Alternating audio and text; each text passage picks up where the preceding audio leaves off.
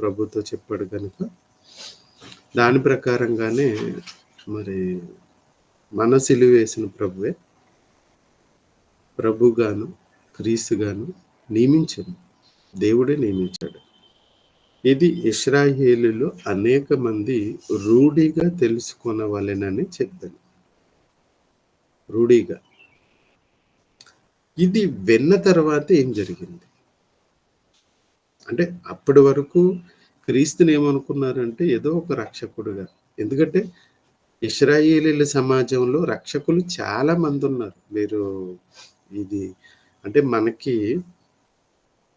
ఈ ప్రస్తావన పెద్దగా లేదు గనుక, అంటే ఈ చరిత్ర మనకు పెద్దగా తెలియటం తక్కువ గనుక, ఈ విషయాల్లో కాస్త అవగాహన లోపం మనకి ఎక్కువగా ఉంటుంది. ఇశ్రాయేలీయులు వీళ్ళని రక్షించడానికి, ఇశ్రాయేలీయులను రక్షించడానికి చాలా మంది రక్షకులు పుట్టారు. మనం బ్రతుకుతాం. మనం బ్రతికేటప్పుడు మన కోసం ఆలోచించే వాళ్ళు ఎవరన్నా ఉన్నారా అనంటే, మన కోసం ఆలోచించే వాళ్ళల్లో ఎక్కువగా మన కుటుంబ వ్యవస్థ మనల్ని ఎక్కువగా ఆలోచన చేస్తది. తల్లిదండ్రులు, అన్నలు, తాతలు, తండ్రులు వీళ్ళు మనకి పోషకులుగా ఉంటారు. మనకేదైనా ఒక గృహం, మనకి ప్రతిరోజు ఆహారం, ప్రొవైడర్స్, ఫుడ్ ప్రొవైడర్స్. ఇవన్నీ వీళ్ళు ఎందుకు చేస్తున్నారు అంటే మనలను సంరక్షించేవాళ్ళు వీళ్ళు. మనలను సంరక్షించేవాళ్ళు. డోర్ వేసేయండి.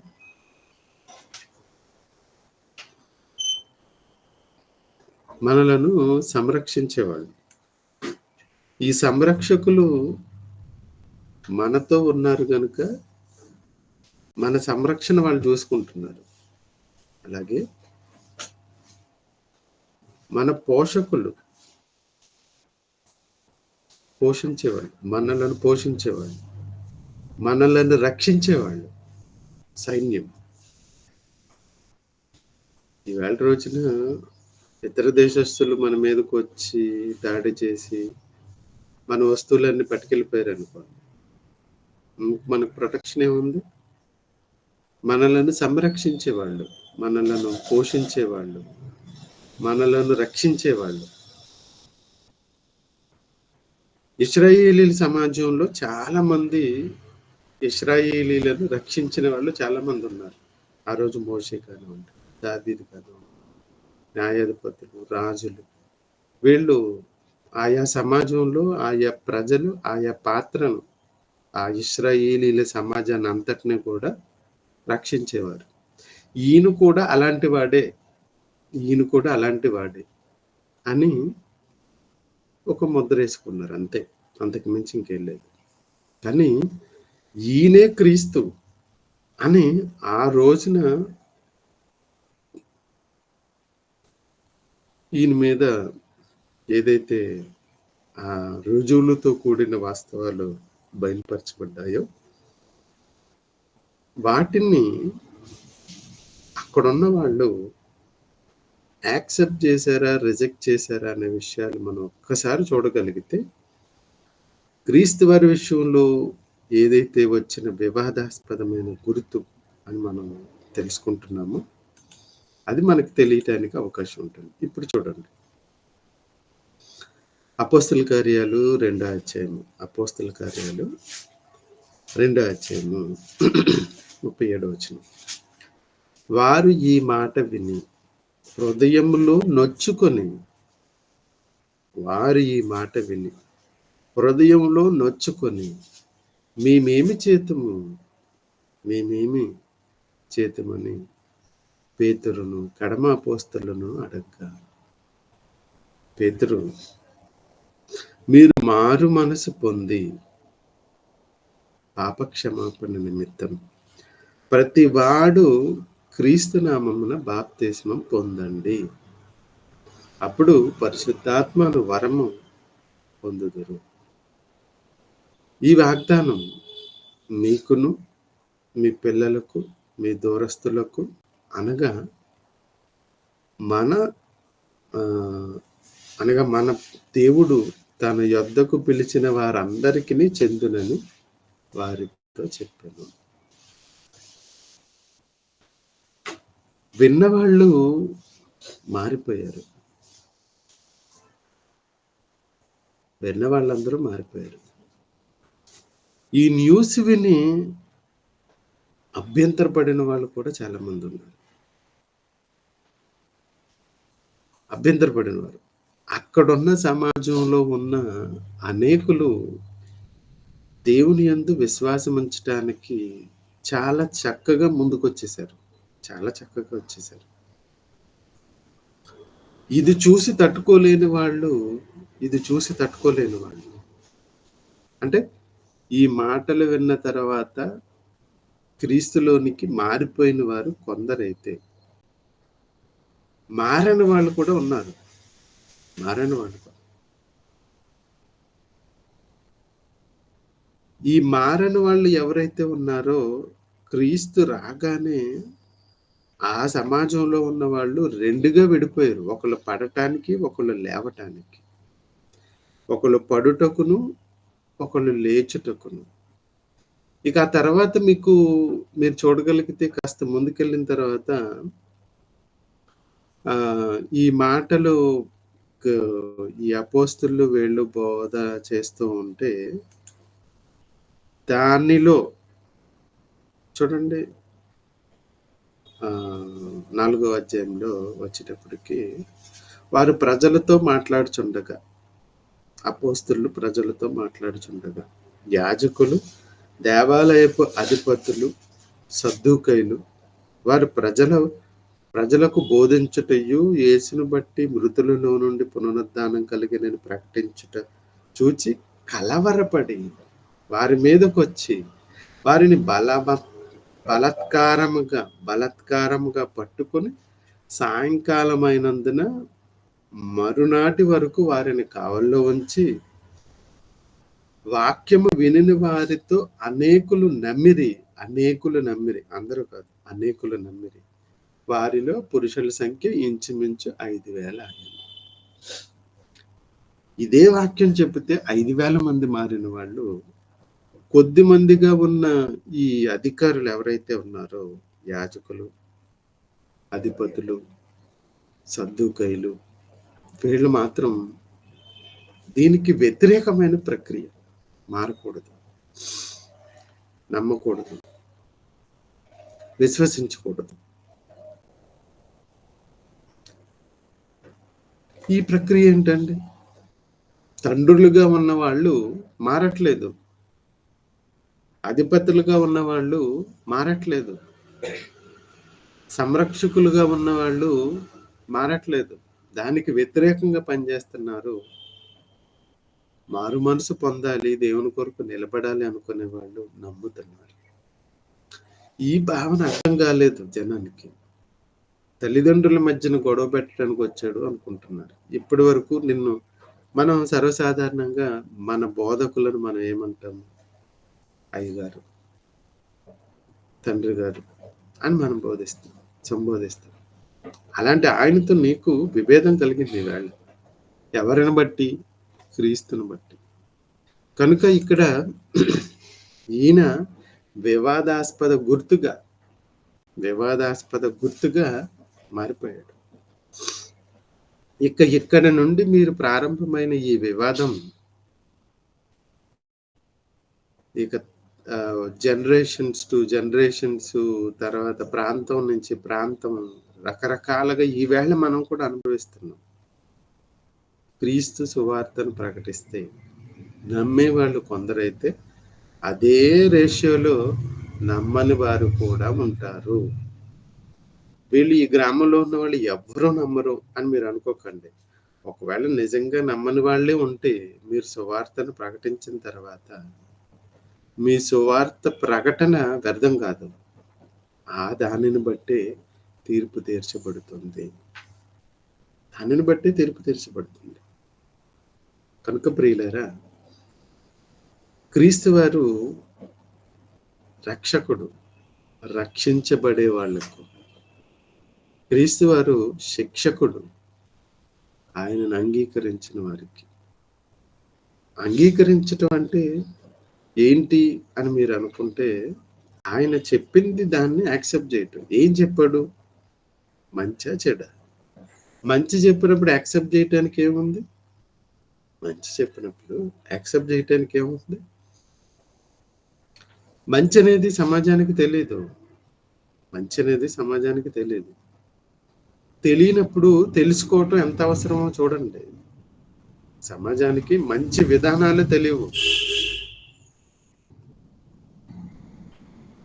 కీడును అనుభవించాలి.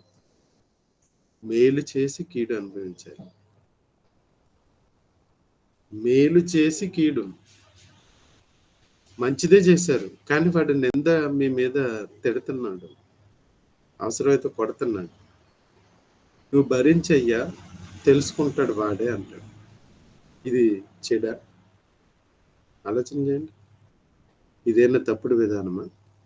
కాదు కదా, మంచే కదా. పెద్దలను గౌరవించాలి, తల్లిదండ్రులను సన్మానించాలి, మంచిదే కదా. అందరికన్నా ఎక్కువగా దేవునికి ప్రాధాన్యత ఇవ్వాలి. ఈ మాటలు చెప్పటం మంచిది. ఈ మంచి సమాజానికి వద్దు అంటున్నారు అంటే వాళ్ళు ఇండైరెక్ట్ గా క్రీస్తుకు విరోధులుగా తయారయ్యారు. క్రీస్తుకు విరోధులుగా. మరి ఈ విషయాల్లో ఇక్కడ సొమయోను గారి ప్రస్తావనకు వచ్చేటప్పటికి ఆయన ఏమని దీవించాడు వీళ్ళని అని అంటే, అనేక హృదయాలోచనలు బయలుపడిపోతాయి, బయటకు వచ్చేస్తాయి. వీళ్ళు ఎవరు? ఈయనెవరు? క్రీస్తు ఎవరు? దేవుని సంబంధి. నేను నా తండ్రి పంపించగా వచ్చిన వాడిని, నా వాళ్ళందరూ నా చెంతనే చేరుతారు. అంటే నేను దేవుని సంబంధిని, దేవుని సంబంధులందరూ నా చెంతే చేరుతారు. దేవుని సంబంధులు కాని వాళ్ళు బయలుపరచబడతారు, బయటకు వచ్చేస్తారు. ఎవరన్నది క్లియర్ గా మీకు అర్థం అవుతుంది. క్లియర్ గా ఇదిగో ఇప్పుడు అర్థం అవుతుంది. మంచి చెప్పిన వాడు, మంచి చేసిన వాడు వద్దు అంటున్నారేంటి? అంటే మంచిని స్వీకరించరా? ఎస్, స్వీకరించరు. మంచిని స్వీకరించరు. అది క్రీస్తు కానివ్వండి, ఇంకెవరు కానివ్వండి, దేన్నైనా సరే, ఎవరైనా సరే మంచి అనే దాన్ని స్వీకరించరు. వాళ్ళతో మనకెందుకు? మంచిని స్వీకరించిన వాళ్ళతో మనకు సంబంధం ఏముందండి? వాళ్ళతో సంబంధాలు, బాంధవ్యాలు అవసరం లేదు. అవసరం లేదు. ట్రాన్స్పరెంట్ గా ఉండాలి మనం కూడా. ఆయన పాపులను మార్చడానికి పాపులతో తిరిగాడే గాని పాపం చేయలేదు. ఇలాంటి క్రీస్తు విరోధులతో తిరగలే. గమనించరు లేదు.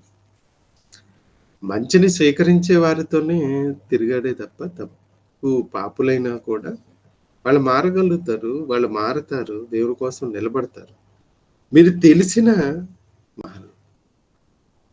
కనుక మీరు గమనించగలగాలి ప్రియులారా, ఎవరు ఎలాంటి వాళ్ళు, ఏ విషయాల్లో మనం ఏ అవగాహన తెచ్చుకోవాలి అనే విషయాన్ని కాస్త ఆలోచన చేసి ముందుకెళ్ళే ప్రయత్నాన్ని చేయాలి. మీ హృదయంలోనికి మరియా యేసయ్యను ప్రస్తావించట్లేదు ఇక్కడ. ముఖ్యంగా అంటే మరియ పేరు చెప్పారు కనుక మరియకి ఇది అప్లై అవుతుంది. యేసయ్యకి అప్లై అవుదా? ఆయన పేరు చెబితే అప్లై అవును. వారిని దీవించినప్పుడు వారి హృదయంలోనికి ఖడ్గం దూసుకెళ్ళును అని చెప్పలే. మరియా నీ హృదయంలోనికి ఖడ్గం దూసుకెళ్ళును. ముందు వచనాలు మీరు చూడగలిగితే దయాప్రాప్తురాలా అని ఎంతో చక్కగా సౌమ్యంగా దీవించినట్లుగా అనిపించింది. తర్వాత వచ్చేటప్పటికి ఇక్కడ ఏం కనబడుతుందంటే ఖడ్గం దూసుకెళ్ళిపోయే అంత బాధను వెళ్ళబుచ్చుతున్నాడు. ఒక మాట చెప్పి ముగించే ప్రయత్నం చేస్తాం. ఎప్పుడు కూడా మనం మన ఆలోచన ధోరణి ఏ విధంగా ఉండాలి అనంటే, ఒకానొకప్పుడు దేవుడు దీవించబడటానికి, దేవుడిని గుర్తుపట్టటానికి, ఆ రోజు ఆయన పాత నిబంధన కాలంలో వాళ్ళకి భూభాగాలు, వాళ్ళని స్వస్థపరచటాలు, వాటిలకే కాదు, కరువొచ్చినప్పుడు కూడా కరువులో వీళ్ళు కూడా ఉన్నారు. అంటే బాధలకు కూడా గుర్తుగా ఉన్నారు వాళ్ళు. బాధలకు కూడా గుర్తుగా ఉన్నారు. మీరు ఇక్కడ నుండి పరలోకానికి వెళ్ళిన తర్వాత, పరలోక రాజ్యానికి చేరుకున్న తర్వాత, సంఘాలు ప్రస్తావన, తర్వాత ఈ దేవదూతల ప్రస్తావన వచ్చిన తర్వాత, ప్రకటన గ్రంథంలో ఒక చక్కటి మాట అంటాడు. వీరెవరు? తెల్లని వస్త్రాలు ధరించుకున్న వీరెవరు అంటే, వీరు భూలోకము నుండి మహాశ్రమలను అనుభవించి వచ్చిన వారు. వీరు తెలీదా మీకు? అంటే ఇప్పుడు భూలోకములో శ్రమలు అనుభవించే వాళ్లకు అవకాశాన్ని ఇచ్చాడు దేవుడు. పరలోకంలో గొప్పగా చెప్పుకోవటానికి అవకాశాన్ని ఇచ్చాడు. వీరెవరు అనగానే భూలోకంలో దీవించబడిన వాళ్ళు అని చెప్పాడా? ఇక్కడ భూలోకంలో దీవించబడిన వాళ్ళు అని చెప్పలేదు. భూలోకములో శ్రమ అనుభవించిన వాళ్ళు వీళ్ళు. అంటే ఈవేళ దీవెన నువ్వు శ్రమ పడటానికి అవకాశం. ఏమంటే మేము క్రీస్తు కొరకు చాలా ఇబ్బంది పడుతున్నామండి అనగానే, క్రైస్తవ సమాజంలో ఉన్న వాళ్ళు ఎవరైనా సరే మిమ్మల్ని ఆదరిస్తారు, మిమ్మల్ని సహకరిస్తారు, మీకు అందుబాటులో ఉంటారు, మిమ్మల్ని ఓదారుస్తారు. వాళ్ళకి అర్థమవుతుంది క్రీస్తు కొరకు ఎంత శ్రమ పడుతున్నారని. ఆ క్రీస్తు కొరకు మీరు ఏ శ్రమలో పడట్లేదు, ఏ ఇబ్బంది పడట్లేదు అనుకోండి, మిమ్మల్ని ఎవరు మెచ్చుకోరన్న సంగతి, మీరు ఏం చెయ్యట్లేదు కనుక ఎవరు మెచ్చుకోరన్న సంగతి అందరికీ తెలిసింది. క్రైస్తవ సమాజంలో అందరికీ తెలిసింది. ఇక దేవుడికి ప్రత్యక్షంగా తెలుసు. శ్రమ అనుభవించి వచ్చిన వాళ్ళు, కష్టాన్ని అనుభవించి వచ్చిన వాళ్ళకి అధిక ప్రాధాన్యత, గుర్తింపు ఉంటుందన్న సంగతి అక్కడ తెలుసు. కనుక ఈవేళ మనం దేవుడు ఇచ్చిన పనిలో శ్రమ అయినా చేసేవాళ్ళుగా ఉండే దీవెన కావాలి. అలాంటి దీవెన, ఆశీర్వాదం కావాలి. అందుకనే కొత్త నిబంధన ప్రారంభానికి వచ్చేటప్పటికి మరియతో ఈ మాట అంటున్నాడు. మరియా, నీ హృదయంలో నుంచి ఖడ్గం దూసుకెళ్ళిపోవడం అనే మాటను ఆమెతో చెప్పటానికి గల కారణం, ఇక కొత్త ప్రస్తావన అంతా కూడా మారిపోబోతుంది. అనేక శ్రమలు అనుభవించి పరలోక రాజ్యానికి చేరుకునే వాళ్ళ సంఖ్య ఎక్కువ కాబోతుంది. వాళ్ళే కావాలి దేవునికి, వాళ్ళు కావాలి. సో పరలోక రాజ్యాన్ని కష్టంతో సంపాదించుకునే వాళ్ళు కావాలి. అలాంటి వాళ్ళు రాబోతున్నారు. వారిలో మనం కూడా ఒకరిగా ఉండి, మనం చదువుకుని మనం నేర్చుకుంటున్న ఈ సందర్భాలకు ఒక చక్కటి ఎగ్జాంపుల్గా మనం ఉండాలి అని ప్రేమపూర్వకంగా ఈ వచనాలను ఆధారం చేసుకుని చెప్తున్నాము. ప్రార్థనతో ఈ సెషన్ మనం ముగించుకుందాం.